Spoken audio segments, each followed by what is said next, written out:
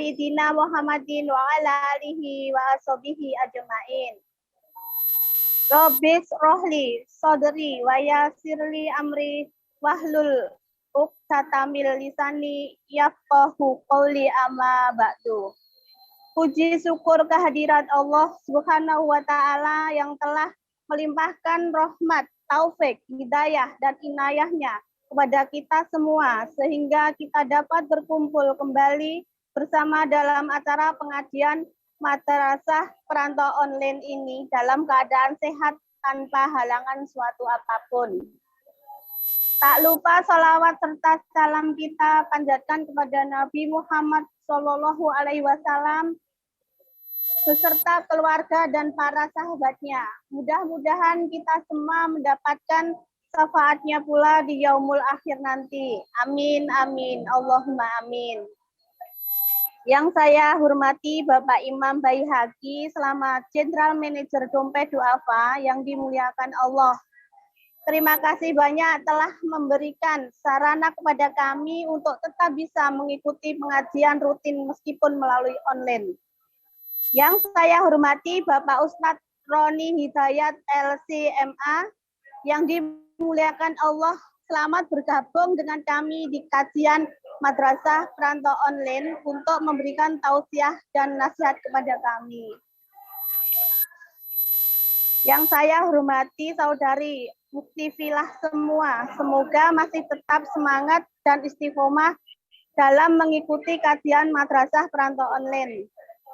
Perkenankanlah saya di sini selaku pembawa acara untuk membacakan susunan acara pada sore hari ini, yaitu acara yang pertama, pembukaan, yang kedua, pembacaan ayat suci Al-Quran, ketiga, sosialisasi media DDHK, 4, mauidhah hasanah, kelima, tanya jawab, dan keenam, doa dan penutup. Baiklah uktifilah sekalian, untuk mempersingkat waktu, marilah acara pengajian ini kita buka dengan membaca basmalah bersama-sama. Bismillahirrahmanirrahim. Semoga dengan bacaan basmalah tadi kita dapat mengikhlaskan niat kita sehingga dimudahkan untuk menerima tausiah dan nasihat dari Ustadz. Dilanjutkan acara yang kedua yaitu pembacaan ayat suci Al-Quran yang akan dibacakan oleh Ukti Mujiati. Kepada Ukti Mujiati, monggo waktu dan tempat kami persilahkan.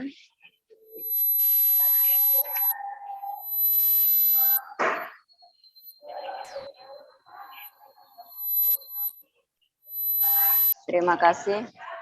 Assalamualaikum warahmatullahi wabarakatuh.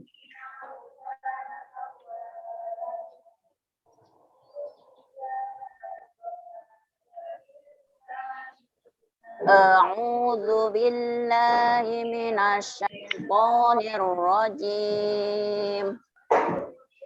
Bismillahirrahmanirrahim. Lan tanalul birra hatta tunfiqu mimma tuhibbun wa ma tunfiqu min syai'in fa innallaha bihi alim. Kullu ta'ami kana halal li bani Israila illa ma harrama Israil Isra'ilu ala nafsihi min qabli an tunazzalat Taurah. Qul fa'atu bit-Taurati fatluha in kuntum shadiqin. Faman imtara 'ala Allahil kadhiba min ba'di dzalika fa ulaika humudz zalimun. Qul sadaqallah fattabi'u millata Ibrahim hanifa wa ma kana minal musyrikin. Inna awwala baitin wudi'a lin-nasi lalladzi bi Bakkata mubarakan wa hudan العالمين فيه آيات بينة مقام إبراهيم ومن دخله كان آمنا ولله على الناس حج البيت من استطاع إليه سبيلا ومن كفر فإن الله غني عن العالمين قل يا أهل الكتاب لما تكفرون بآيات الله والله شهيد على ما تعملون قل يا أهل الكتاب لما تصدون عن سبيل الله من آمن تبغونها عوجا وأنتم شهداء وما الله بغافل عما تعملون يا أيها الذين آمنوا إن تطيعوا فريقا من الذين أوتوا الكتاب يردوكم بعد إيمانكم كافرين صدق الله العظيم. Assalamualaikum warahmatullahi wabarakatuh. Warahmatullahi wabarakatuh. Alhamdulillah, demikian tadi pembacaan ayat suci Al-Quran dan semoga Allah senantiasa memberikan pahala bagi pembaca dan yang telah mendengarkannya. Amin, amin, ya robbal alamin. Dilanjutkan acara yang ketiga yaitu sosialisasi media DJHK. Teman-teman sekalian, acara ini juga disiarkan secara langsung melalui Facebook dan juga rekamannya akan diupload di YouTube DJHK. Jangan lupa untuk like fanpage Facebook Dompet Duafa Hongkong dan juga subscribe atau berlangganan YouTube DJHK News untuk mendapatkan update informasi-informasi dan juga kajian-kajian yang diselenggarakan DJHK. Baiklah, ukti sekalian, sekarang kita memasuki acara yang keempat, yaitu acara inti yang akan diisi oleh Bapak Ustadz Roni Hidayat LCMA. Kepada Bapak Ustadz, waktu dan tempat kami persilahkan. Monggo Ustadz.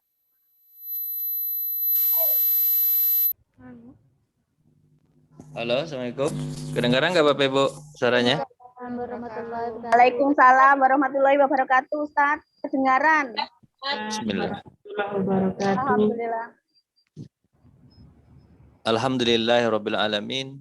Hamdan thayyiban mubarakan fihi wa yuhibbunallaha kama yarda.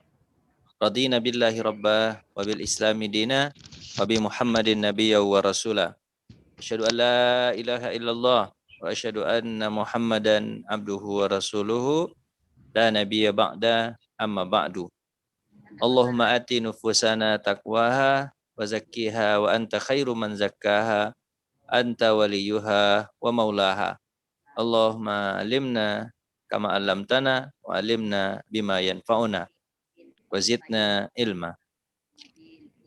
Bapak Ibu jemaah yang dirahmati Allah Subhanahu wa taala, pada hari ini kita belajar insyaallah kitab hikmah yang kedua, Lisan Al-Hikam, yaitu tentang maqam tajrid.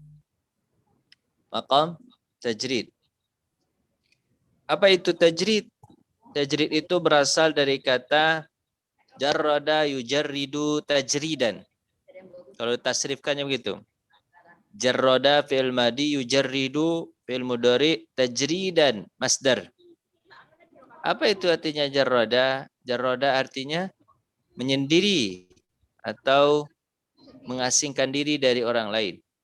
Jarrada yujarridu tajridan. Sementara perkataan Ibnu Athaillah Al-Askandari, beliau adalah ulama besar dan meninggal tahun 709 Hijriah. 709 Hijriah. Apa yang beliau katakan tentang tajrid? Wa iradatuka tajrid. Kamu menginginkan tajrid katanya. Ma'iqamatillahi iyyak. Tapi Allah memposisikan kamu fil asbab, dalam asbab.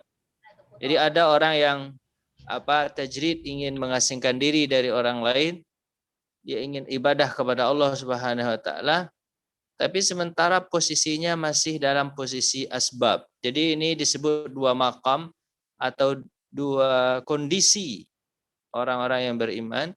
Ada dalam kondisi tajrid, ada dalam kondisi asbab. Tajrid itu artinya dia melakukan sesuatu tidak butuh orang lain. Dia sendiri saja bisa, tidak perlu orang lain. Itu namanya makam tajrid. Sementara makam asbab adalah makam orang itu masih dalam posisi dibutuhkan oleh orang lain. Itu namanya makam asbab. Contohnya misal dia masih kata Ali bin Abi Thalib, bagaimana cara orang bisa menentukan dia dalam posisi apa sekarang? Apakah makam tajrid atau makam asbab? Cara dia adalah seperti perkataan Ali bin Abi Thalib, dilihat dari rezekinya. Wa anir rizki isnan, kata Ali bin Abi Thalib. Terhadap rezeki itu ada dua kelompok orang. Ini menentukan tentang makamnya nanti. Imma antatlubahu wa imma yatlubuka. Kalau ada orang yang masih mencari rezekinya, jadi ada orang yang hidup tapi dia masih mencari rezeki. Kalau dia tidak cari maka dia susah hidup. Maka makam orang yang masih mencari rezeki tersebut disebut dengan makam asbab. Dia masih dalam tempat dari posisi atau makam. Makam itu apa? Makam itu adalah posisi imannya sekarang. Kondisi dia saat sekarang ini adalah kondisi asbab karena dia masih butuh mencari. Tapi kalau yatlubuk, kalau rezeki itu yang mencarimu, dia duduk di rumah, tahu-tahu dia sudah ada dapat rezeki tanpa dia usaha, itu disebut dengan makam tajrid.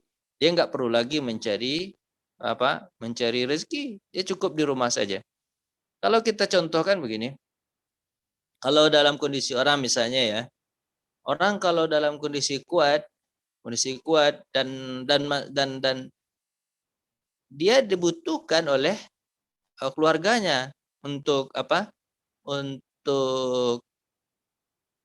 untuk dia agar bisa mencari uang karena dia adalah karena dia adalah tulang punggung di keluarga gitu kan. Anaknya masih butuh usaha, masih butuh ayoman dia, rezeki dia, maka dia di makam asbab. Masih di makam asbab. Sebab orang masih bergantung kepadanya. Tapi kalau dia sudah tua nanti, badannya tidak kuat lagi, ya kan? Terus anak-anaknya sudah besar semua, sudah menikah, malah sudah punya cucu. Maka di situ dia disebut dengan makam tajrid. Malah anak-anaknya yang mengirim ke dia, mengirim uang untuk dia agar dia bisa hidup. Maka itu makam tajrid dan dia tidak butuh lagi makam asbab. Jadi kita harus bisa memposisikan diri kita di makam yang kita tahu. Dan yang tahu itu adalah kita sendiri. Kita sekarang apakah masih dibutuhkan oleh keluarga kita atau orang lain? Kalau orang lain misalnya kita jadi wali kota, bupati, itu adalah makamnya makam asbab. Karena orang masih membutuhkan kita. Tapi kalau seandainya orang sudah tidak butuh kita lagi, kita bisa ibadah kepada Allah untuk mendekatkan diri, maka kita di makam tajrid. Itu disebut dengan tajrid dan asbab. Jadi kita harus paham dulu kata-kata itu. Makanya kata Ibnu Athaillah, iradatuka tajrid, keinginanmu itu untuk mengasingkan diri, ma'iqamatuka, sementara posisimu sekarang masih dalam kondisi asbab. Kondisi asbab sebenarnya itu salah katanya. Jadi mengasingkan diri, tapi sebenarnya orang masih butuh kita, keluarga kita masih butuh pengayoman kita. Kita paksakan diri tajrid sementara kita masih di makam asbab, disebut dengan minasyahwatil khafiyah. Itu disebut dengan syahwat yang tersembunyi. Apa dimaksud dengan syahwat yang tersembunyi? Syahwat itu ada dua. Kalau ada syahwat khafiyah, syahwat tersembunyi, nafsu tersembunyi, ada nafsu zahirah, nafsu yang kelihatan. Kalau nafsu kelihatan itu adalah ya seperti orang suka sama harta, suka sama rumah, gitu kan, suka sama istri, itu namanya nafsu apa? Nafsu zahirah, nafsu yang tampak aja. Tapi di samping nafsu yang tampak itu disebut dengan nafsu batinah, nafsu khafiyah. Nafsu khafiyah itu apa? Nafsu ingin dianggap seorang wali, ingin dianggap apa? Orang taat. Nah, maka orang yang tajrid itu kan nafsunya adalah nafsu agar dianggap orang wali atau orang taat. Nah, maka itu disebut dengan tajrid. Jadi sebenarnya antara tajrid dengan asbab ini harus tidak saling memasuki. Kalau bisa orang di posisi tajrid, dia akan bisa mulia dengan posisi tajridnya kalau dia ibadah kepada Allah Subhanahu wa taala. Dan kalau orang yang di posisi asbab, karena orang masih butuh dia, kemudian dia maksimalkan diri untuk asbab ini, maka dia juga bisa jadi orang mulia karena dia mengayomi orang lain. Jangankan untuk orang lain, untuk dirinya sendiri kalau dia usahakan, maka usaha untuk diri sendiri dianggap sama Nabi SAW seperti jihad. Apalagi dia mengusahakan anaknya, istrinya, anaknya, keluarganya, itu kan maka itu disebut dengan makam yang luar biasa. Kemudian Ibnu Athaillah juga melanjutkan perkataannya. Wa iradatukal asbab. Ada orang yang menginginkan sebab. Ingin sebab dia. Ya, ma'iqamatillahi iyyak fit tajrid. Sementara Allah masih Allah menginginkan dia di posisi tajrid. Jadi ada orang yang terbalik ini. Misalnya gini ya. Dia itu bisa di posisi tajrid. Dia sebenarnya tidak punya tanggungan lagi ya. Dia tidak punya tanggungan lagi, terus dia bisa dia ibadah kepada Allah dengan sendiri, tapi dia masih sibuk dengan dunianya. Dia masih sibuk dengan hartanya. Dia masih sibuk mencari ini, mencari itu. Padahal sebenarnya kalau dia mengasingkan diri untuk ibadah kepada Allah, dah bisa. Cuma dia masih sibuk aja. Yang penting kita pikirkan adalah, yang penting ada rumusnya, yang seharusnya kita mengorbankan dunia untuk akhirat. Itu seharusnya. Dunia ini kita korbankan untuk mencari akhirat. Bukan mengorbankan akhirat untuk mencari dunia. Kebanyakan orang sekarang kan mengorbankan akhirat untuk mencari dunia. Sementara Allah menginginkan dia itu tajrid. Yaitu tajrid itu artinya dia menyembah kepada Allah dengan sendirinya dan mendapatkan kemuliaan. Bukan sebab, tapi dia ingin selalu mencari sebab padahal dia sudah tua. Harusnya tetap ibadah kepada Allah. Terus kalau orang seperti itu, orang selalu mencari sebab padahal sebenarnya dia posisi tajrid dia bisa. Terus inhitatun kata ini, berarti dia sudah terjatuh anil himmatil aliyah, dari cita-cita yang tinggi. Cita yang tinggi itu apa? Cita-cita yang tinggi itu adalah cita-cita akhirat. Seperti yang saya sampaikan tadi, korbankanlah dunia untuk akhirat. Jangan terbalik, mengorbankan akhirat untuk dunia. Jemaah yang dirahmati Allah Subhanahu wa taala, itulah perkataan yang mulia Ibnu Athaillah Al-Askandari. Terus ada positif negatif tidak? Jadi sebenarnya kedua-duanya positif negatif, Ibu. Sebenarnya menyendiri untuk ibadah kepada Allah ada positifnya. Kemudian bergaul dengan masyarakat pun sebenarnya, atau bergaul dengan masyarakat ada positif negatif. Kita bahas dulu positif negatif kalau seandainya di posisi apa kita sekarang. Yang Bapak Ibu tahu adalah dengan kondisi diri sendiri. Coba rasakan kondisinya. Sekarang kalau kondisinya dalam kondisi apa? Kondisi tajrid, bisa ibadah kepada Allah ya sendirian tanpa harus mencari uang. Dalam kondisi itu apa positifnya? Positifnya adalah yang pertama adalah konsentrasi ibadah. Jadi orang yang menyendiri dia ibadah kepada Allah Subhanahu wa taala, dia bisa konsentrasi. Seperti perkataan Sa'ad bin Abi Waqqas. Apa perkataan Sa'ad bin Abi Waqqas? Bagaimana hendaknya aku gitu. Aku ini hendaknya bagaimana bisa berdua-duaan dengan Allah hingga aku bertemu dengan Allah dan tidak satu pun yang bisa mengacaukan aku dengan Allah Subhanahu wa taala. Jadi kalau orang yang kondisi tajrid begitu seperti Sa'ad bin Abi Waqqas dulu, sahabat Rasulullah SAW, maka dia bisa konsentrasi ibadah kepada Allah. Ya kan? Karena dia tidak punya istri lagi, dia tidak punya anak, dia tidak punya tanggungan, maka dia bisa tajrid. Jadi kondisi seperti itu dia bisa tajrid. Seperti Imam An-Nawawi. Imam Nawawi itu bisa tajrid dia. Apa itu Imam Nawawi? Imam Nawawi dia itu hanya memikirkan belajar, ngajar, belajar, ngajar. Dia tidak punya istri. Dia meninggal usia 40 tahun. Jadi belum sempat punya istri, belum sempat punya anak, belum sempat siapa-siapa nggak ada yang menuntut dia. Dia juga bukan pejabat atau segala macam. Maka dia konsentrasi dalam ibadah. Maka kondisi seperti itu disebut dengan kondisi tajrid. Adalah kondisi orang yang bisa berdoa dengan Allah Subhanahu wa taala. Memang itu adalah posisi dia. Maka dia maksimalkan kondisi tajrid. Akhirnya tulisan Imam Nawawi sangat banyak sekali. Kenapa? Karena dia berkonsentrasi dalam masalah belajar dan mengajar. Terus yang kedua, apa hikmahnya? Apa positifnya? Kalau dia melakukan tajrid,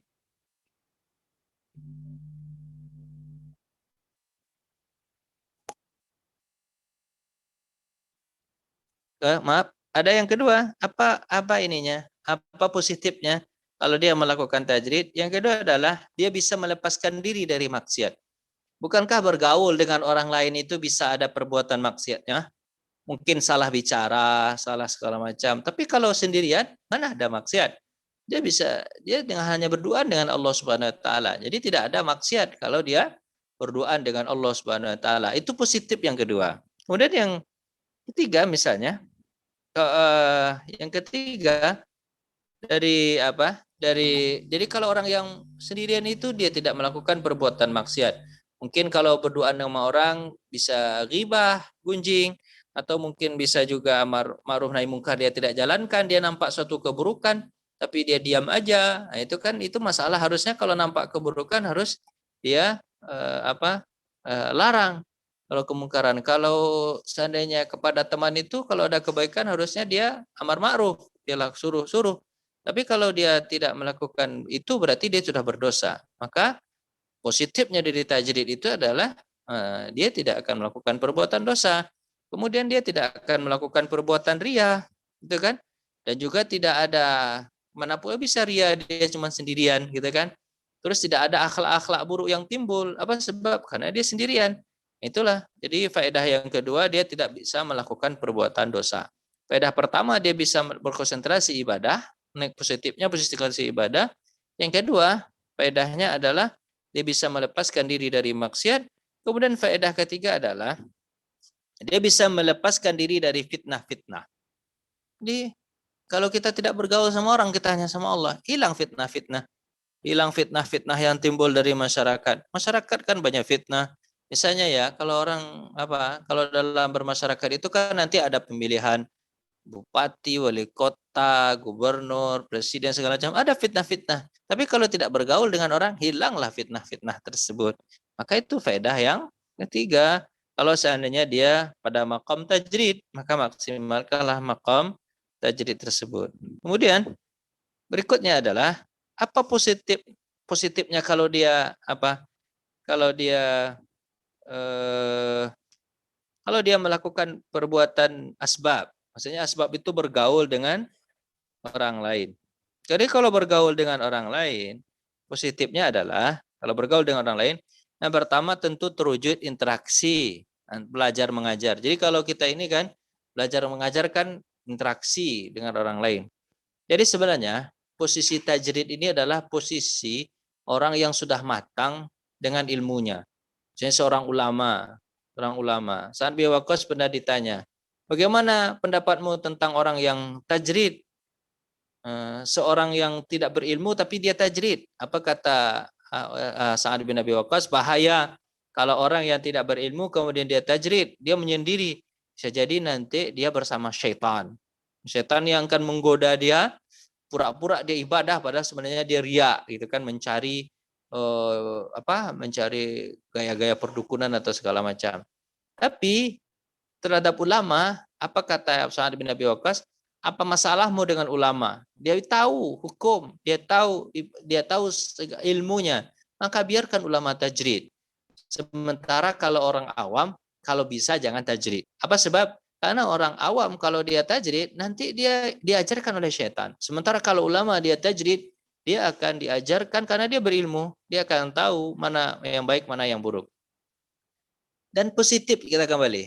Jadi sudah kita bahas positif tajrid tadi. Tidak berbuat dosa, kemudian bisa konsentrasi ibadah kepada Allah Subhanahu wa taala dan tidak ada akhlak-akhlak buruk. Kalau dia ini, kalau yang kedua dia makan asbab, nah yang makan asbab bagus juga sebenarnya. Positifnya di makan asbab adalah positifnya di makan asbab kalau dia bergaul dengan orang, pertama teraji interaksi belajar mengajar.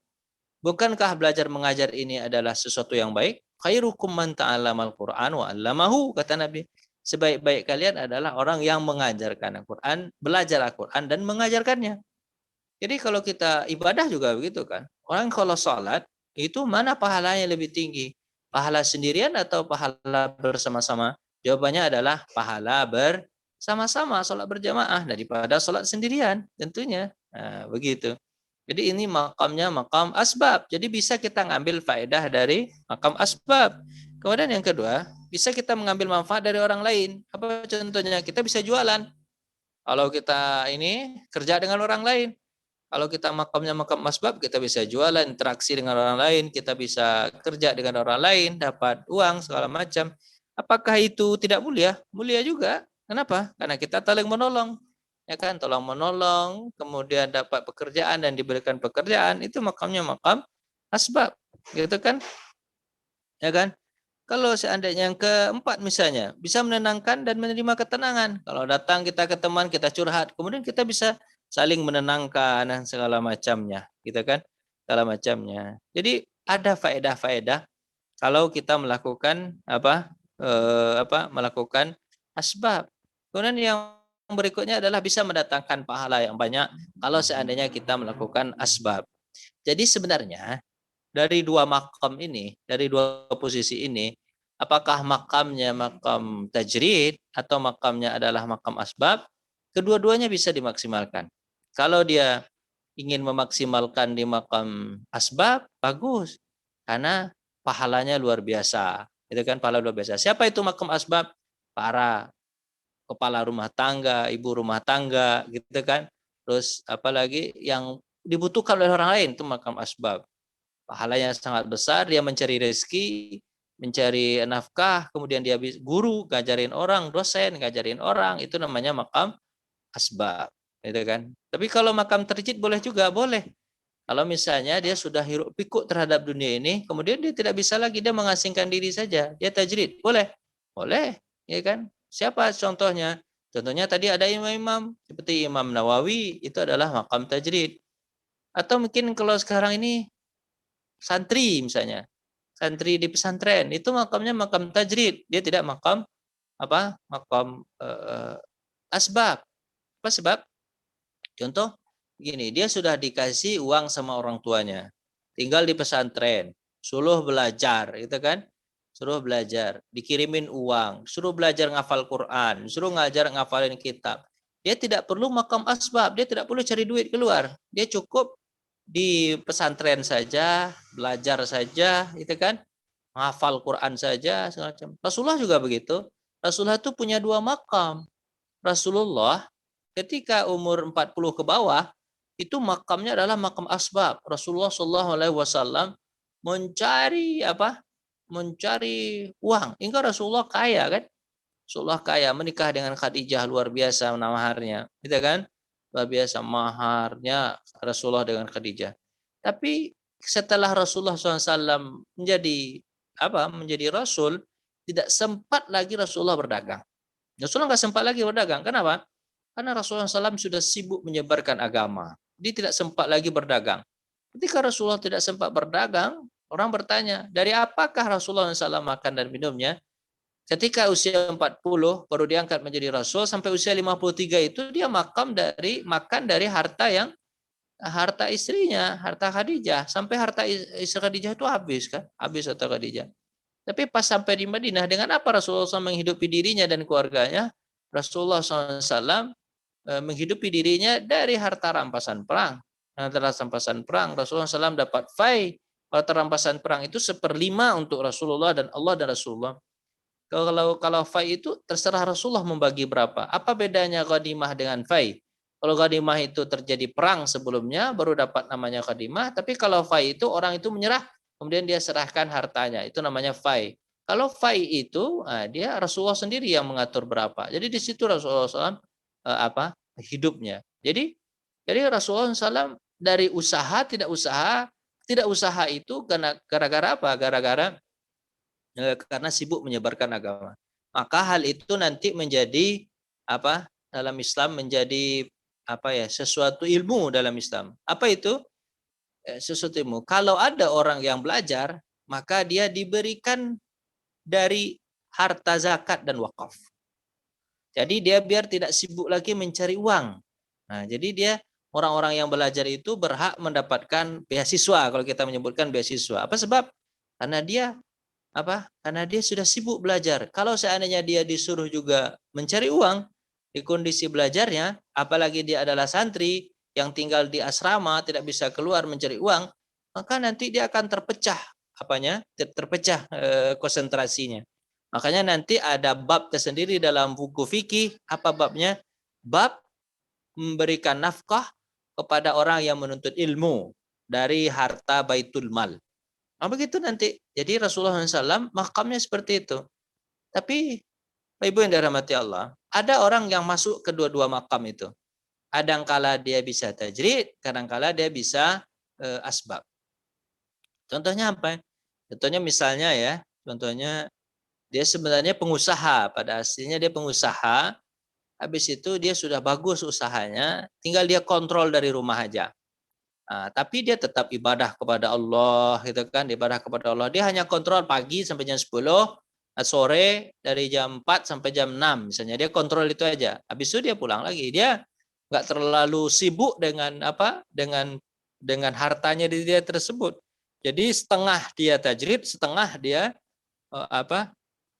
asbab. Ketika pas waktu tajrid, dia ibadah kepada Allah. Pas ketika asbab, dia maksimalkan asbabnya. Jadi ada orang yang separuh-separuh begitu. Jadi itukanlah posisi kita, di mana posisi kita. Jadi Bapak Ibu sekarang yang tahu posisi itu adalah Bapak Ibu sendiri. Apakah Bapak Ibu sekarang lagi di posisi asbab yang masih dibutuhkan sama orang lain? Kalau masih dibutuhkan sama orang lain, maka maksimalkan itu. Karena itu adalah ibadah. Itu ibadah. Kan ibadah. Mengajarkan orang lain, mencari rezeki itu adalah ibadah. Kan? Tapi kalau seandainya orang tidak butuh kita lagi dan kita hanya berdoa dengan Allah bisa gitu, maka ya berarti posisi Bapak Ibu tidak lagi di posisi asbab, tapi sudah pindah ke posisi tajrid. Atau masih tengah-tengah antara tajrid dan asbab. Kadang-kadang Ibu bisa tajrid, kadang-kadang Ibu bisa asbab. Nah, itu harus pandai-pandai. Baik, Bapak Ibu yang dirahmati Allah Subhanahu wa taala, untuk permulaan itu dulu. Silahkan Bapak Ibu untuk tanya jawab mungkin lebih ini. Ini adalah hikmah yang disampaikan oleh Ibnu Athaillah. Saya serahkan kembali untuk tanya jawab kepada Bu Nani. Silakan Bu Nani. Alhamdulillah demikian tadi mauidhah hasanah yang telah disampaikan oleh Bapak Ustadz Roni Hidayat LCMA. Semoga bermanfaat untuk kita semua. Bagi ukti filah yang ingin mengajukan pertanyaan, kami persilahkan. Monggo yang mau bertanya.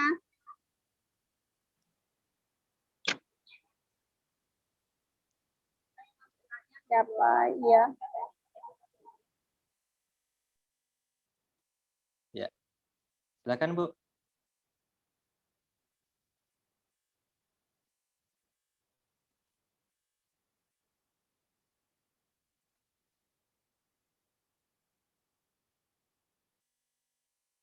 Silakan Bu, siapa yang mau bertanya? Monggo ukti filah yang mau bertanya.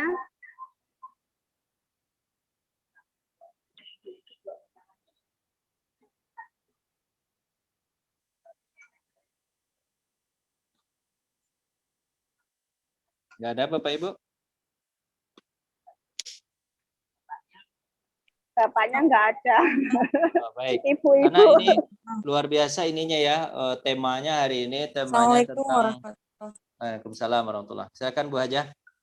Ya, Ustaz, terkait tajrid ini yang pernah saya belajar ini di sini, apakah ini berkaitan dengan kemuhammadiyahan ya Ustaz? Ini kaitannya tasawuf ini Bu. Tasawuf ya? Ya, kaitan pelajarannya tasawuf, mengasingkan diri untuk ibadah kepada Allah Subhanahu wa taala, biar kita lebih konsentrasi untuk ibadah kepada Allah. Betul, Bu. Oh, begitu. Saya materinya agak ini seru. Bukan tarjih, kalau Muhammadiyah itu namanya tarjih, Bu. Oh, tarjih Tarjih ini mah itu tajrih ya. Tarjih itu artinya ada dua hukum fikih yang berbeda pendapat ulama, misalnya pendapat Imam Syafi'i dan Hanafi beda gitu. Kemudian ditarjih oleh orang Muhammadiyah. Maka namanya tarjih, dia menguatkan pendapat, misalnya dia menguatkan pendapat Imam Abu Hanifah gitu. Nah, berarti dia di Muhammadiyah tidak pakai pendapat Imam Maliki misalnya. Kalau di NU namanya bahsul masail, pembahasan masalah-masalah. Jadi fikih Imam Syafi'i, Maliki, Hambali itu dibahas, pendapat mereka yang beda tadi, kemudian dibahas lagi, kemudian dikuatkan mana yang apa namanya itu, yang mereka pilih, maka disebut di NU namanya bahsul masail, penjelasan masalah-masalah. Sementara ini disebut tajrid, berasal dari kata jarrada, yujarridu tajridan. Artinya adalah menyendiri untuk ibadah kepada Allah Subhanahu wa taala. Begitu, Ibu. Jadi ini masalahnya masalah tasawuf, Ibu. Karena buku yang Kalau tajrid disodorkan apa, ke Pak? saya, Tajrid. ya. Tasawuf ya. Kenapa, Bu? Beda lagi sama tajdid ya. Tajdid beda lagi. Kalau tajdid itu pembaharu, Bu. Seperti Muhammad Abduh, dia adalah, atau Salahuddin Jamaluddin Al-Afghani. Nah, itu disebut dengan at-tajdid, pembaharu. Jadi disebut dengan pan-islamisme. Ketika orang-orang lagi jumut-jumutnya berpikir, kemudian dia mengeluarkan pemikiran yang sangat cemerlang, maka disebut dengan tajdid. Disebut orangnya mujaddid, pembaharu, Bu. Iya. Berarti ini berhubungan dengan asbabun nuzul, Bu, ya, Ustaz? Apa yang asbabun nuzul, Bu? Sebab-sebab atau asal muasal diturunkannya suatu ayat mungkin. Bukan ya? Beda lagi. Oh iya. Lagi. Asbab, ada asbab, Ibu. Jadi Ya. jadi memang bahasa istilahnya harus harus Ibu paham dulu. Makanya saya sudah coba untuk menjelaskan. Kalau asbab kan teman dari atau tolak belakang dari tajrid. Tajrid itu menyendiri ibadah kepada Allah. Kalau asbab itu masih ada apa tuh? Memang artinya sebab, Ibu, tapi ini adalah istilah. Apa dimaksud dengan asbab di sini? Asbab di sini adalah kita masih mencari pahala dengan ada sebab-sebab yang lain. Misalnya ibu usaha atau ibu sebagai seorang istri, itu kan kaitan pahala ibu masih berkaitan dengan suami, dengan anak dan istri. Maka lakukan tanggung jawab kita sebagai seorang istri. Nah, jadi artinya mencari pahala dengan ada sebab-sebab itu. Sebab karena kita istri, sebab karena kita suami, dapat pahala dari situ. Bukan pahala sendiri. Pahala sendiri disebut tajrid. Kita nggak ada suami, nggak ada anak, nggak ada segala macam, terus kita ibadah aja kepada Allah sendiri.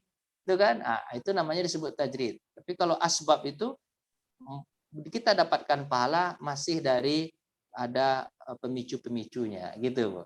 Dan kedua-dua posisi itu dalam ilmu tasawuf itu masih posisinya adalah kedua-duanya baik sebenarnya. Cuman kita harus menentukan posisi kita. Jangan pas ketika dari kondisi kita tajrid, habis itu kita pindah ke asbab. Itu kita namanya berdosa, Bu. Misalnya nih, ibu bisa ibadah sendiri. Ibu karena tidak punya siapa-siapa lagi, tanggungan lagi, ibu hidup sebatang kara. Habis itu ibu masih sibuk aja mencari dunia, segala macam. Itu kan lupa dengan ibadah kepada Allah, maka artinya inhitatan, dia sudah lari, dia terjatuh ke daerah yang ke syariat yang salah. Begitu juga dia kondisi sebab, contohnya gini, Bu, dia kondisi sebab dia masih punya tanggungan anak, suami segala macam. Tapi dia duduk di kamarnya, kemudian dia zikir aja. Subhanallah, subhanallah, subhanallah. Karena malas, dia ada masak malas, nyapu malas, ngepel malas, beresin anak malas. Karena kemalasan dia, kemudian dia tutup kemalasan dia tersebut, ibadah aja kepada Allah dalam kamar. Subhanallah, subhanallah. Kan banyak juga orang begitu, Pak. Berarti dia sudah melewati batas juga. Makanya orang jangan sampai lewatin batas. Lihat posisi dia. Posisi dia jadi apa sekarang? Posisi dia jadi asbab, karena dia masih punya tanggungan, dia lakukan kewajiban dia sebagai orang yang punya tanggungan itu. Jangan dia lompat jadi orang yang ahli sufi, langsung ibadah ya tanpa menghiraukan orang lain. Wah, itu namanya maksiat. Dosa dia. Gitu, Ibu. Kan banyak orang begitu ya, lompat-lompat begitu ya. Dia harus cari duit, habis itu dia duduk aja di masjid, nggak mau cari duit. Ya kan? Atau harusnya dia bisa duduk di masjid karena dia sudah tua, kerjaannya cari duit terus. Dia lupakan akhiratnya. Itu salah juga. Jadi lihat posisi. Begitu kira-kira Ibu. Bu aja. Berarti pengertiannya seperti ini ya, benar nggak sih? Suatu ungkapan dari suatu sikap hidup yang tidak menyibukkan diri melakukan sebab-sebab ya, atau usaha pencarian untuk mengejar kepentingan duniawi, begitu kan ya? Itu disebut definisi Tajrid. tajrid itu. Tajrid ya. Tajrid. Tajrid ya, Bu ya. Tajrid. Jadi berasal dari Makasih, Ustaz. jaroda ya, jaroda Bu ya. Tajrid ta jim ro ya da, tajrid. Nah, itu jadinya Bu. Bang istilahnya. Ibu saya nggak tahu juga kenapa kok Ibu kasih tema mantap ini ke saya. Ini temanya tema positif, tema tasawuf tinggi ini Bu. Kalau tajrid wa tasih wa tankih itu apa Ibu Ustaz? Oh, macam Beda lagi itu lagi Bu. Itu di fikih itu Bu. Ya. Itu di fikih nanti pelajaran. Ya. Ini pelajaran tasawuf Bu, bukan pelajaran fikih. Oh, iya. Tasawuf itu di atas dari ilmu kalam. Mirip-mirip namanya Ustaz. Ya, karena berarti Ibu harus banyak belajar bahasa Arab. Belajar bahasa Arab istilahnya banyak banget. Ya Bu. Makasih Bu aja. Allahu a'lam bishawab. Terima kasih. Ya. Ya, monggo siapa lagi yang mau bertanya? Assalamualaikum Ustadz. Salam Ibu. Itu tajrid itu apa bisa disamakan dengan zuhud ya Ustadz ya? Baik. Zuhud itu sifat. Zuhud itu adalah sifat. Kalau ini tajrid ini maqam, posisi. Kalau zuhud itu sifat. Zuhud itu istilahnya adalah dia punya, ini sifatnya Bu, sifat orang yang tajrid itu salah satunya zuhud gitu sifatnya.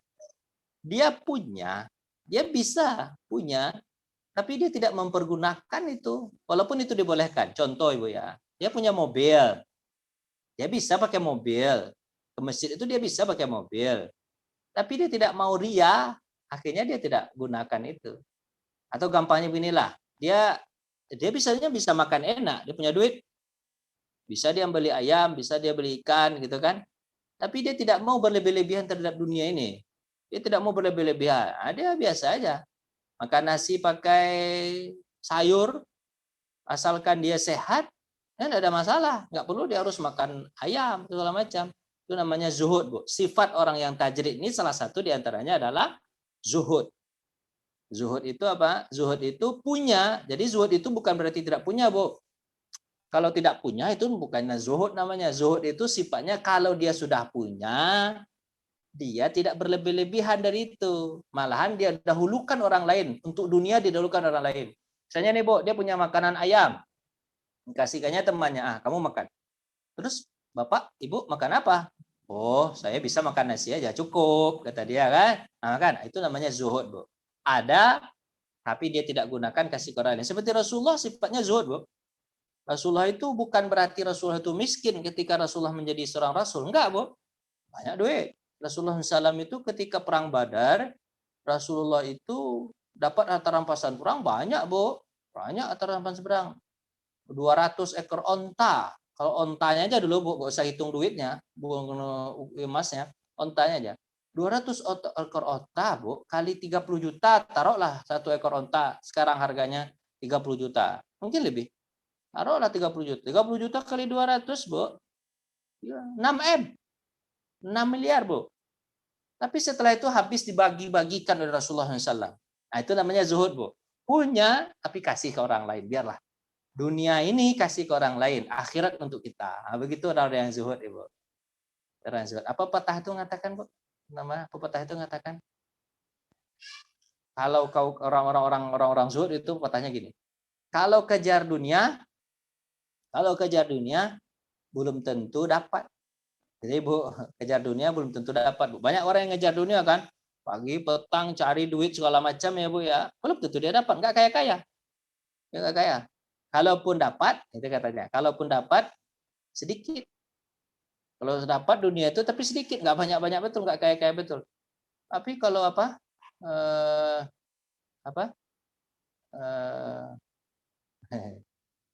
lanjut ya, Pak.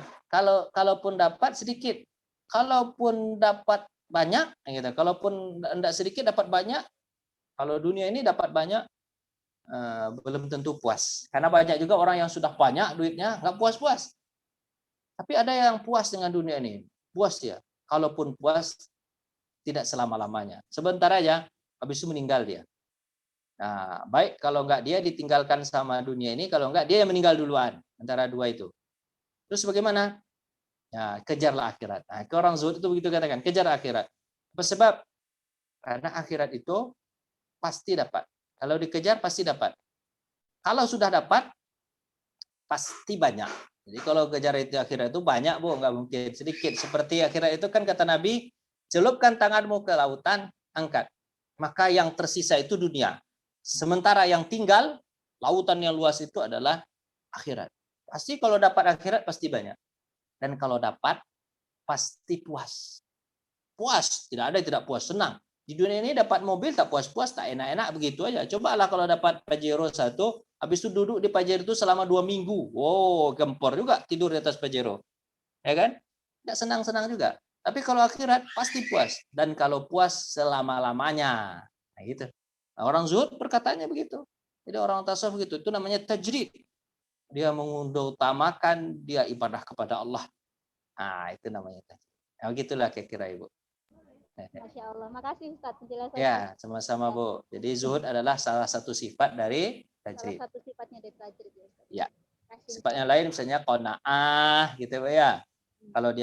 Kalau dia orang nggak punya apa-apa, habis itu dia qanaah. Itu sifatnya qanaah tuh. Kalau zuhud tadi dia punya, habis itu dia berikan orang lain. Tapi kalau qanaah memang dia tidak punya, habis itu dia rela dengan ketidakpunyaannya. Itu maka sifatnya disebut qanaah. Nah, itu sifatnya, Bu. Silakan Ibu-ibu yang lain. Allahu a'lam bishawab. Ini ada pertanyaan di chat. Permintaan ini. Assalamualaikum Tat, minta rekaman ngaji hari ini gimana caranya? Iya, saya juga nggak tahu Bu. Ada. Kalau Ibu tanya ke saya nggak tahu. Tinggal di Facebook ada. Ya, Jadi ini Haka. tinggal lihat di Facebook bisa atau di YouTube juga bisa. Ya. di YouTube Dede Hakan News. Kalau di Facebook dompet duafa. Ya, masih ada lagi yang mau bertanya, monggo. Masih banyak Bu, masih banyak waktunya, ada sekitar Masih ada 30 menit. 30 menit lagi. Sengaja Bu, karena masalah ini masalah tasawuf kita harus banyak tanya jawab. Nah, silakan Bu.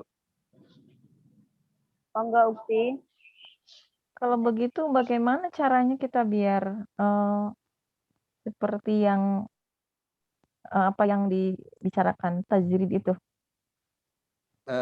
Jadi Bu, tidak tidak boleh memaksakan kehendak.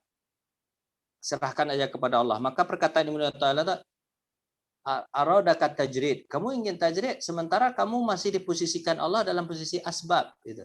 Jadi lakukan aja posisi kita masing-masing, Bu. Misalnya Bu, Ibu tahu yang sekarang, contohnya Bu Hajah Nur Halimah sekarang posisinya posisi asbab karena dia masih dibutuhkan oleh keluarga besar gitu. Lakukan aja perbuatan itu. Itu pun mulia juga kita melakukan asbab itu.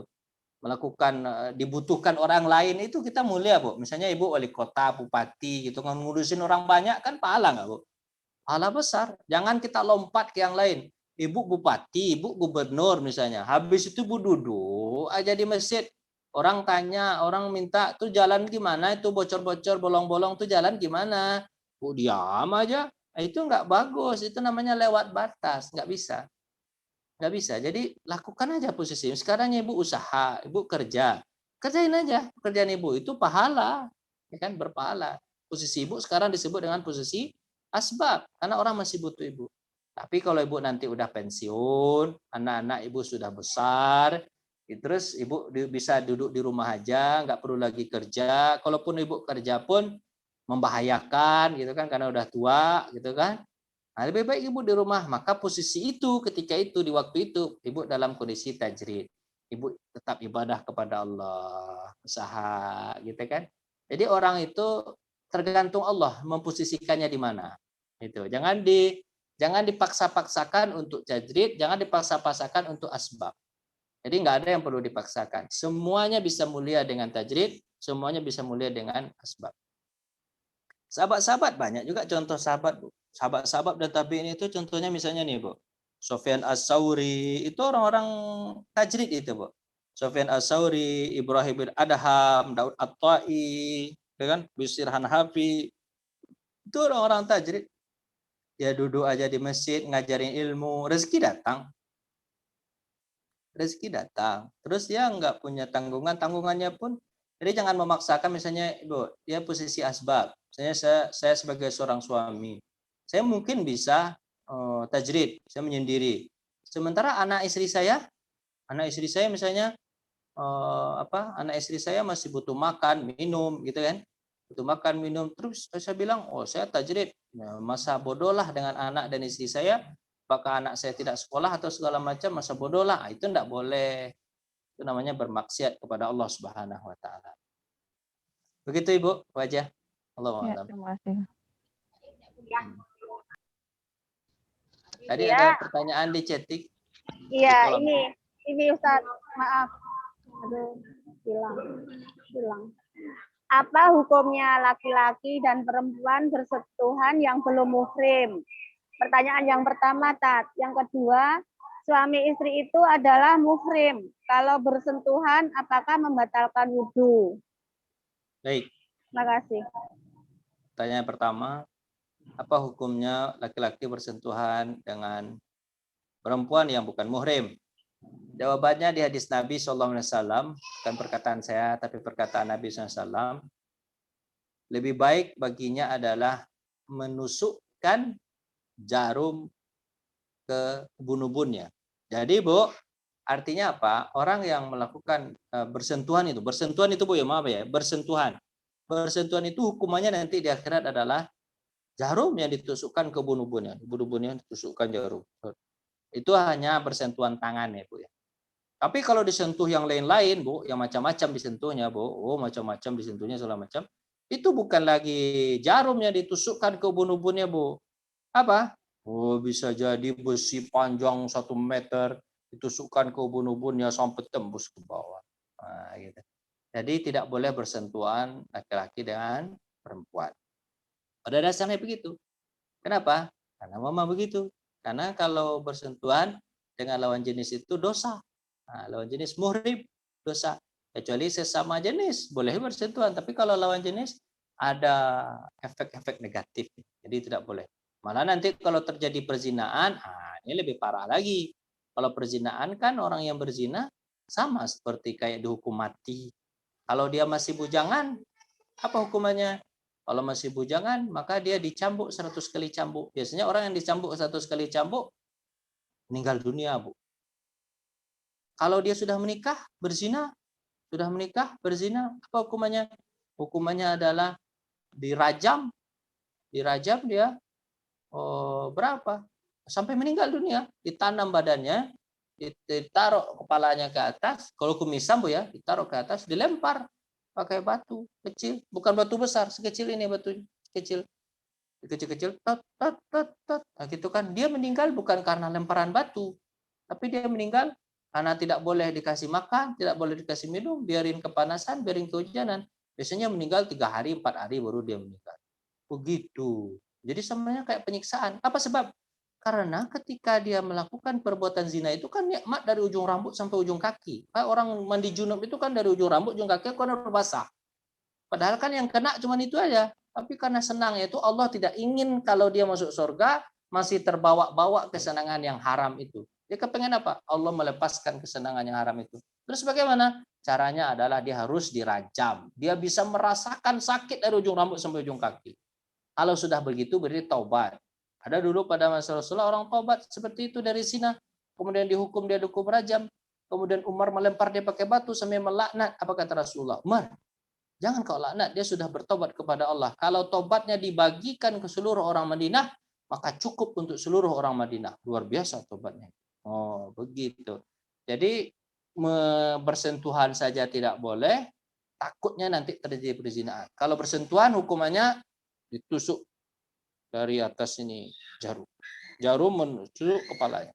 Kalau dia bukan bersentuh tangan tapi dia sentuh yang lain-lain, oh maka bukan jarum lagi. Tembilang yang besar itu ditusuk ke atas kepalanya. Begitu. Terus apa? Kalau bersentuhan, tapi kalau sebelum itu sebelum pertanyaan kedua saya langsung begini. Kalau gini gimana? Di Indonesia atau di tempat-tempat lain tidak ada hukuman seperti hukuman cambuk atau hukuman rajam. Nah, kalau dia tidak ada, maka bertobat aja kepada Allah. Bertobat kepada Allah, mudah-mudahan Allah menerima tobat bagi orang yang telah melakukan perbuatan itu, bersentuhan atau sampai perbuatan auzubillah berzina, bertobat kepada Allah. Apakah tobatnya diterima? Jawaban saya Allahu a'lam bishawab. Karena tobat itu hanya bisa kalau dosa besar itu kan syarat ketentuan berlaku. Kalau dia berzina, syarat ketentuan dia bertobat adalah dirajam, dicambuk atau enggak dirajam, itu syarat ketentuannya. Kalau udah begitu berarti tobatnya diampuni. Tapi kalau tidak hanya tobat-tobat saja, apakah tobatnya diterima? Jawaban ulama pasti mengatakan begini, Allahu a'lam. Tapi yang penting tobat aja daripada tidak sama sekali. Mudah-mudahan Allah Subhanahu wa taala terima tobat. Nah, begitu. Terus yang kedua, apakah laki-laki suami istri itu kan sudah muhrim dengan pernikahan? Apakah ketika dia bersentuhan itu batal wudu? Nah, jawabannya adalah hadis Rasulullah Shallallahu Alaihi Wasallam. Qabbala Rasulullah Sallam Aisyah summa shalla bi ghairi wudu. Rasulullah pernah mencium Aisyah, setelah dia cium, kemudian dia sholat tanpa berwudu. Nah, berarti laki-laki sama suami istri yang bersentuhan bukan hanya bersentuhan, malah cium. Kalau cium itu lebih daripada sentuhan. Dicium Aisyah, kemudian dia sholat tanpa berwudu. Berarti apa? Nah, kalau saya menguatkan pendapat itu dari hadis itu, apa katanya? Laki-laki, perempuan kalau sudah menikah halal, maka dia tidak membatalkan wudu walaupun sampai mencium. Nah, itu Bu ya. Tapi dengan tidak syahwat. Kalau ada syahwatnya segala macamnya, pegang-pegang yang lain, itu batal karena syahwat. Ya, bukan karena sentuhan, karena syahwat. Kalau sentuhan tangan, cium tangannya suami mau pergi sholat berjamaah, cium dulu tangan suami, boleh. Cium pipi istri, cium, tidak ada masalah. Itu hadis Rasulullah SAW. Rasulullah sholat, dia mencium Aisyah, kemudian dia sholat tanpa berwudu. Nah, itu jawaban kedua. Allahu a'lam bishawab. Ini masih ada lagi pertanyaan di chat dari Ukti Yuli Suhari. Apa bedanya ikhlas dan sabar? Dan bolehkah minta saran atau tips agar bisa jadi orang yang tawadhu? Ya. Sekian. Apa bedanya ikhlas dengan sabar? Ikhlas itu ada surah di dalam Al-Quran namanya surah Al-Ikhlas. Padahal isinya tidak ada al-ikhlas, Bu. Isinya qul huwallahu ahad, Allahus samad, lam yalid walam yulad walam yakul lahu kufuwan ahad. Ikhlas itu artinya apa? Khallasal laban. Dia membersihkan susu. Maksudnya gini, Bu. Kalau air susu itu mungkin ada jatuh kotoran sedikit atau mungkin ada rambutnya yang masuk sedikit. Kemudian dibersihkan dari segala bentuk kotoran. Makanya disebut dengan khallas, ikhlas. Artinya bahwa ikhlas itu adalah membersihkan niat kita hanya untuk Allah Subhanahu wa taala. Jadi tidak ada karena sedikit ria atau tidak ada karena ingin dipuji sama orang lain. Maka kalau sudah tidak ada karena ria terpuji orang lain, maka dia disebut dengan memiliki sifat ikhlas. Menolong hanya karena Allah, bukan ingin ditolong lagi. Nah, itu namanya ikhlas. Nah, itu namanya ikhlas. Terus kalau sabar, sabar itu dia berkaitan dengan musibah. Nah, kalau ikhlas itu kan berkaitan dengan ibadah. Kalau sabar itu berkaitan dengan musibah. Biasanya dia ditimpa musibah, kakinya patah. Kemudian dia sabar. Sabar, dia mengaku bahwa semua musibah yang dia dapat karena Allah Subhanahu wa taala. Tidak ada yang terjadi di muka bumi ini kecuali atas takdir yang Allah tentukan untuknya. Maka dia sabar. Sabar itu dia dapat pahala. Itu namanya sabar. Sabar itu artinya menahan. Nahan, Bu, menahan diri dari tidak mengupat kepada Allah Subhanahu wa taala, maka disebut dengan sabar. Terus bagaimana agar kita tawaduk? Nah, tawaduk ada sifat mulia. Tawaduk itu adalah merendah hati, bukan rendah diri, Bu, terhadap orang lain. Jadi hubungannya dengan orang lain. Kalau ikhlas hubungannya dengan Allah, kalau sabar berhubungan dengan musibah, tapi kalau tawaduk berhubungan dengan orang lain, rendah hati, Bu. Rendah hati itu apa? Dia apa ya? Tidak membanggakan diri. Nah, lawan dari tawaduk itu adalah ria, dan tawaduk itu adalah takabur. Takabur itu membanggakan diri sendiri, atau sum'ah, membanggakan diri sendiri terhadap diri sendiri. Ketika ibu berkaca, tidak ada orang lihat, ibu sendiri yang melihat sendiri. Oh, cantiknya ya wajah saya ya. Itu namanya sum'ah, memuji diri sendiri. Nah, di atas sum'ah itu namanya takabur, dipuji diri di hadapan orang lain, meninggi-ninggikan diri di hadapan orang lain, itu namanya takabur. Takabur itu adalah pakaian Allah. Siapa yang memakai pakaian Allah, maka jadi musuh Allah nanti. Hanya Allah yang boleh membanggakan diri. Apa sebab? Karena Allah itu memang maha besar. Tapi kalau kita tidak boleh membanggakan diri, maka bagaimana cara jadi sifat tawaduk? Ingat kebesaran Allah. Itu aja, Bu. Ingat kebesaran Allah. Manusia ini apa besarnya? Dia lahir dibantu orang. Lahir dia dibantu orang, Bu. Pas ketika dia hidup pun butuh bantuan orang lain. Dia butuh bantuan orang lain, Bu. Emang bisa hidup sendirian? Enggak. Dalam hidup bisa bantu orang lain. Kadang butuh bantuan suami, bantuan anak, bantuan segala macam ya. Pas ketika mati pun masih butuh bantuan orang lain untuk menguburkannya. Apa yang kita banggakan? Maka kita harus tawaduk, rendah hati. Bukan rendah diri, Bu. Kalau rendah diri, ini beda lagi. Kalau rendah diri itu minder itu, Bu. Minder, seorang minder. Enggak, bukan rendah diri, tapi rendah hati. Ada apa-apa ngalah gitu, Bu. Bukan dia kalah, Bu, tapi ngalah. Itu namanya tawaduk, Bu. Tawaduk itu ingat aja kebesaran Allah. Apa sih yang dia bisa lakukan manusia ini? Manusia ini kan lemah. Kan manusia ini lemah. Ketika dia baik, dia butuh bantuan orang lain, orang tua bidan segala macam itu bisa lahir. Pas ketika dia hidup masih butuh bantuan orang lain pula. Pas ketika dia mati butuh bantuan orang lain pula. Maka banyak-banyaklah membantu orang lain. Karena kita sudah menyusahkan banyak orang. Masa ketika kita hidup kita nggak bisa bantu orang, bantu banyak-banyak orang. Dan jangan membanggakan diri di hadapan orang. Karena kita ini dikelilingi oleh bantuan-bantuan dari orang.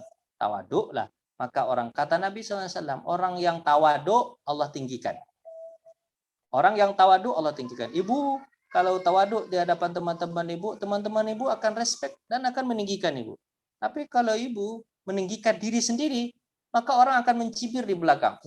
Dia itu sombong tuh. Nah, gitu kan. Jadi jangan meninggikan diri.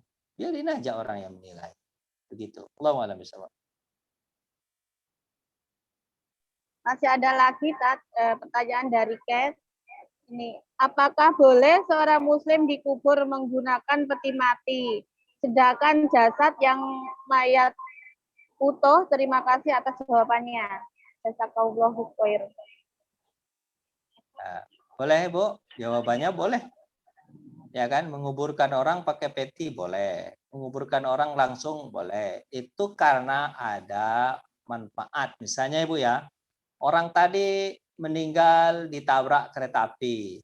Badannya pecah, Ibu. Pecah badannya, Bu. Habis itu nggak mungkin dikapani. Sebab kalau dikapani keluar darah, baunya amis gitu kan. Terus pakai kantong mayat misalnya. Kantong mayat habis, pakai peti aja. Boleh, pakai peti aja. Gitu, Bu ya. Seperti orang corona kan, Bu. Orang corona itu kan saya kan nggak tahu bentuknya, apakah corona setelah orang meninggal itu masih mengeluarkan virus atau tidak, saya tidak tahu. Maka untuk keselamatan orang lain, maka orang yang meninggal gara-gara corona tersebut dibuatkan petinya. Agar apa? Agar virusnya tidak menyebar kemana-mana. Dikuburkan pakai peti, boleh? Boleh, karena itu darurat. Jadi bolehnya karena darurat, karena kebutuhan. Ya, karena kebutuhan maka dia boleh. Tapi kalau tidak ada kebutuhan, pakai peti-peti saja, itu tidak boleh. Apa sebab? Sunnahnya orang meninggal itu adalah bertemunya, kalau Nabi mengatakan bertemunya pipinya dengan tanah. Agar apa? Agar cepat pembusukan. Ibu, karena Bu, kalau seandainya orang itu lama busuknya pakai peti, habis dunia ini tempat kuburan saja. Tidak ada tempat buat rumah, tidak ada tempat buat masjid dan lain-lain. Sementara kata Nabi SAW, al-ardu al-hayu haqqu minal ardi. Orang yang hidup itu lebih berhak terhadap bumi daripada orang mati. Orang mati itu, kalau dia sudah meninggal dunia, untuk apa diagungkan lagi jasadnya? Yang perlu diceritakan itu adalah apa yang dia lakukan selama dia hidup. Amal-amalan dia itu yang harus diingat. Kalau jasadnya itu sudah kembali ke tanah. Sementara yang dia lakukan itu yang harus diceritakan dan harus diingat-ingat. Kalau jasad habis sudah. Nah, gitu.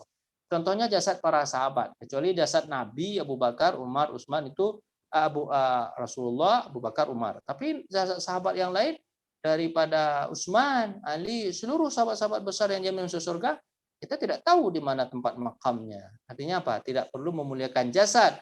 Karena jasad itu hanya tempat menumpang dari roh. Yang perlu diperhatikan adalah ruh. Roh itulah yang melakukan perbuatan taat kepada Allah.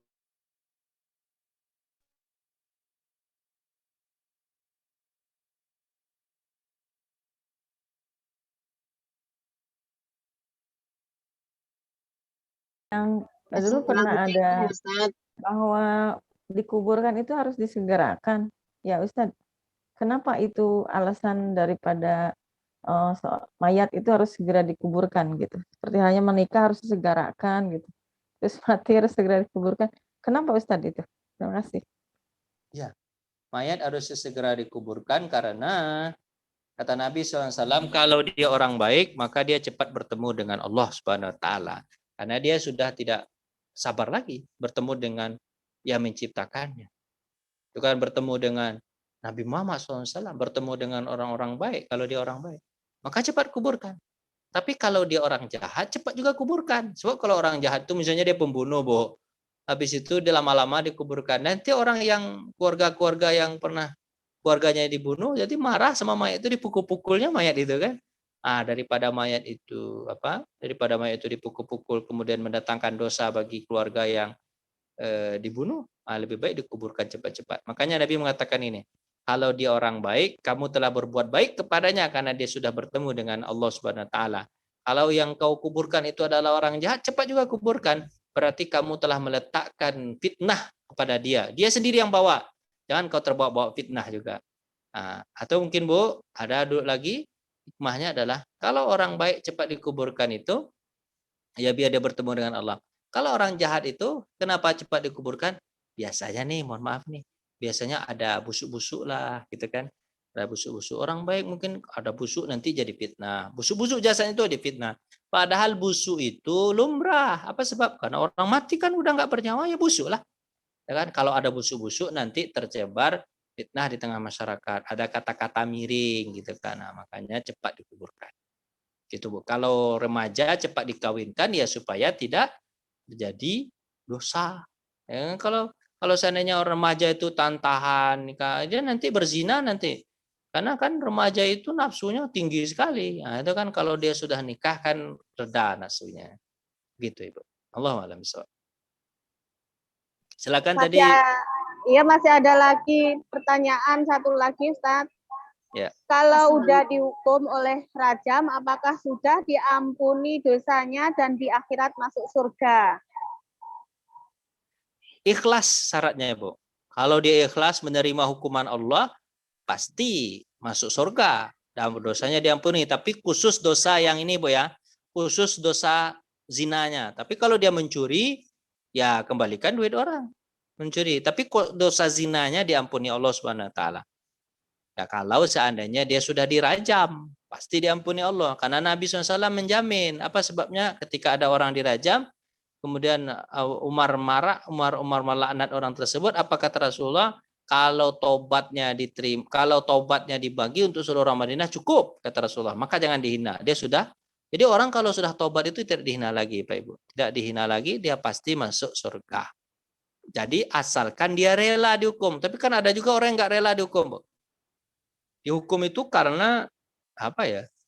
Makanya Bu, Rasulullah SAW sebelum orang itu dirajam, disuruh dulu nyusuin anaknya. Artinya apa? Dia mendekatkan diri kepada Allah. Maksudnya kalau dia pembunuh misalnya, itu nggak langsung dibunuh, Bu. Disuruh dia taat dulu sama Allah. Kemudian hukuman ini adalah hukuman dari Allah. Terus dibuat dia sadar dengan dirinya. Baru setelah itu dihukum. Begitu. Allahu alam. Tadi ada Ibu mungkin yang dari langsung tadi Bu, sebelum Bu Hajah tadi ada. Silakan Ibu.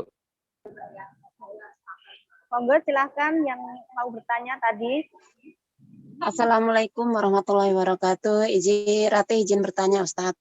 Silakan Bu Rati.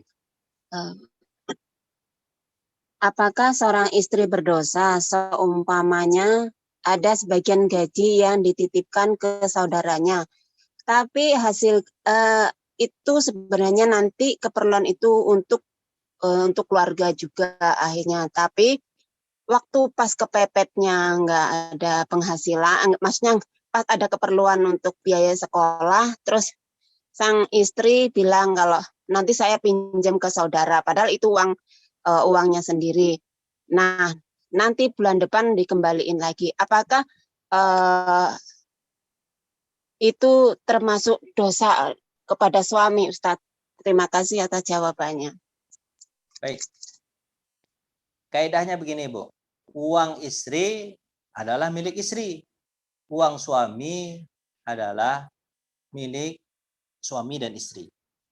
Jadi, Bu, Ibu punya tanggung jawab hanya kepada diri Ibu sendiri dan kepada anak-anak Ibu.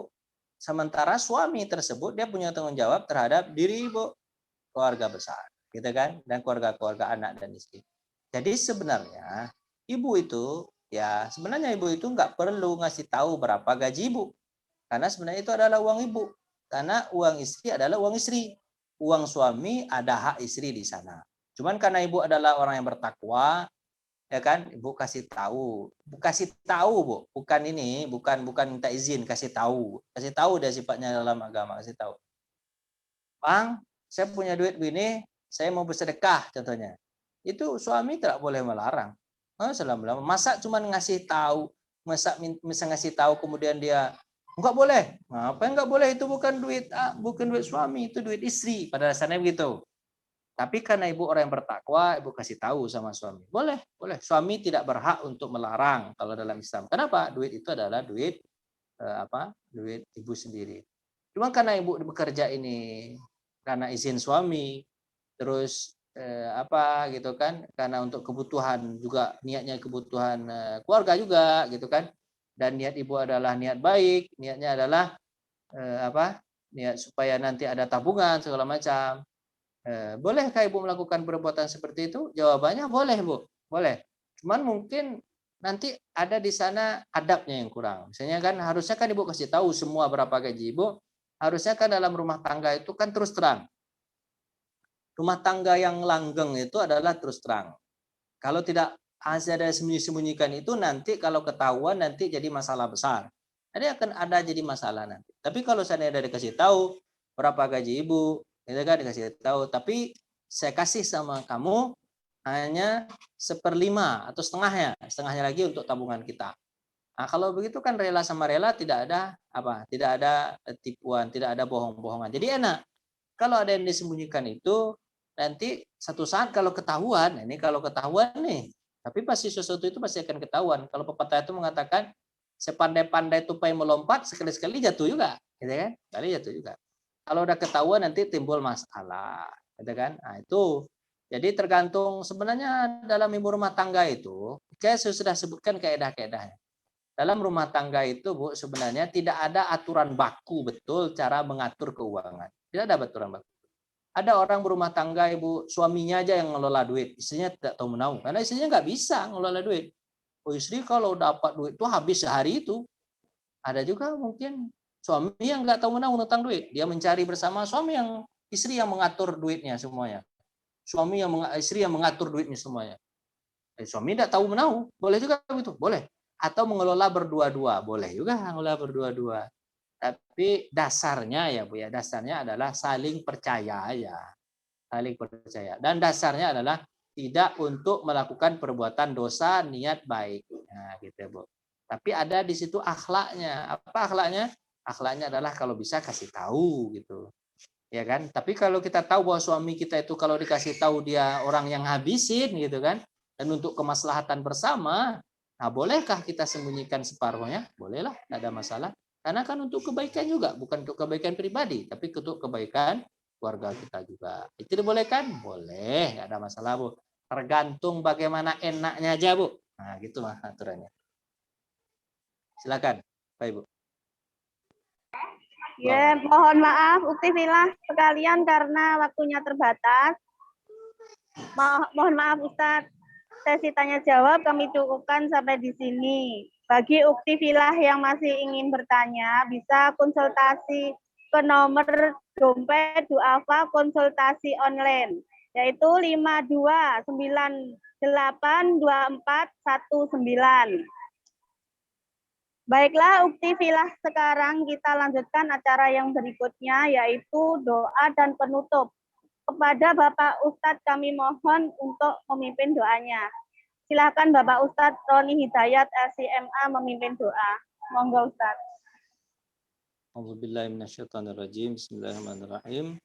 Alhamdulillahirabbil hamdan yuwaffi ni'mahu wa yukafi'u mazidah. Ya Rabbana lakal hamdu kama yanbaghi li jalali wajhikal karim wa azimi sultanik. Radina billahi rabba wa bil islami dina wa bi Muhammadin nabiyya wa rasulah. Allahumma ahyina bil iman wa amitna bil iman wa asyurna bil iman wa adkhil jannata ma'al iman. Ya Allah ya Tuhan kami, hidupkan kami dalam keadaan beriman. Matikan kami dalam keadaan beriman. Masukkan kami ke dalam surga bersama orang-orang yang beriman. Allahumma habib ilainal iman wa zayyinhu fi qulubina wa karihna ilaikumul kufra wal fusuqa wal isyan. Ya Allah ya Tuhan kami, buatlah iman itu indah dalam hati kami ya Allah. Jauhkanlah kami dari sifat fasik, jauhkanlah kami dari sifat munafik, jauhkanlah kami dari sifat kafir ya Allah. Ya Allah ya Tuhan kami, jagalah diri kami dari hidup kami sampai mati kami dalam keadaan beriman. Allahumma akhtim ajalana bi husnil khatimah wa la taqtim ajalana bi su'il khatimah. Ya Allah ya Tuhan kami, tutuplah usia kami, masa hidup kami dengan husnul khatimah, dan kau tutup usia kami dengan su'ul khatimah. Ya Allah ya Tuhan kami ini adalah hamba-Mu ya Allah. Tahukanlah kami di mana posisi kami sekarang. Apakah kami masih dalam posisi asbab, kami harus berusaha, orang masih butuh kepada kami, maka maksimalkanlah kemampuan kami dalam posisi ini. Dan jika kami nanti dalam posisi tajrid, kami hanya bisa berdua-duaan dan menghamba kepadamu ya Allah. Maka kasih tahu kami ya Allah, jangan kau lupakan kami dalam posisi kami. Jangan ada yang melewati batas dalam posisi-posisinya. Rabbana zalamna anfusana wa illam taghfirana wa tarhamna lanakunanna minal khasirin. Rabbana hab lana min azwajina wa dzurriyyatina qurrata a'yun waj'alna lil muttaqina imama. Ya Allah ya Tuhan kami, jadikanlah anak istri kami, suami kami soleh dan solehah. Jadikanlah kami, anak istri kami, suami kami penyejuk pandangan mata kami, dan jadikanlah kami imam bagi orang-orang yang bertakwa. Allahumma rzuqna rizqan halalan thayyiba. Ya Allah, berikanlah kami rezeki yang halal yang lagi baik ya Allah. In kana rizqin fis sama' fanzilhu. Kalau rezeki kami jauh di atas langit, turunkan ya Allah. Wa in kana fil ardi fa akhrijhu. Kalau dia dari bumi, keluarkan ya Allah. Wa in kana ba'idan faqarribuhu. Kalau dia jauh, tolong dekatkan ya Allah. Wa in kana qariban fayassirhu. Kalau dia dekat, mudahkan saja ya Allah. Wa in kana muyassiran fabarik lana. Kalau dia mudah, maka berkahilah rezeki kami. Tanda rezeki berkah itu tidak menjadi malapetaka di antara kami ya Allah. Rabbana atina fid dunya hasanah wa fil akhirati hasanah wa qina adzabannar. Wa sallallahu ala khairil khalqihi Muhammadin wa wa ala alihi wa ashabihi ajmain. Subhanakallahumma rabbana bihamdika amma yasifun. Wassalamun ala mursalin walhamdulillahi rabbil alamin. Alhamdulillah, akhirnya acara kajian madrasah perantau online telah usai.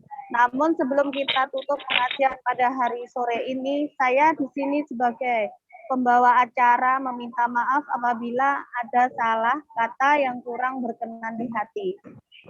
Marilah kita tutup pengajian sore ini dengan membaca doa kafaratul majelis bersama-sama.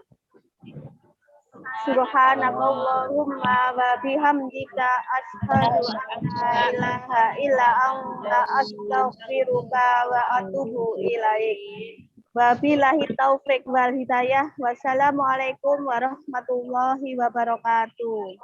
Waalaikumsalam warahmatullahi wabarakatuh.